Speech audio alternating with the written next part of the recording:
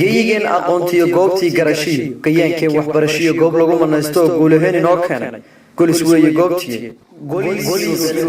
arligeena goor hore gobolkeena sool iyo garabkeena taalo golis weeye aqoontiye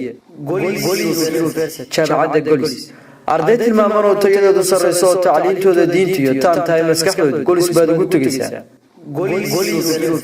kulliyado kala duwan oo kuu sahlaya aqoontiyo kombiyuutar ka mid yahay caafimaadkoo dhowr nooc iyo shareecadii caaliga ahayd dhammaantood isbabar yaaleen golis baa kuu sahlaysa barayaal aqoontiyo cilmi lagu manaysto oo luuqadahana badi iyo badankood master iyo PhD wada sitaan baa beledkeena joogo oo aan kuu bayaashay golis weeye goobtii horowga jaamacadda golis University jaamacadda golis waxay ka mid tahay jaamacadaha ugu caansan caalamka waxayna farac ku leedahay magaalada Laascaanood ee xarunta gobolka Sool garaanka soo horjeedka masjid jaamaca weyn ee magaalada Laascaanood waxay jaamacaddu diyaarsay dhammaan kulliyadihii aad u baahnay waxaa kaloo goobta kugu diyaar macallimiin aad u firfircoon golis University jaamacadda golis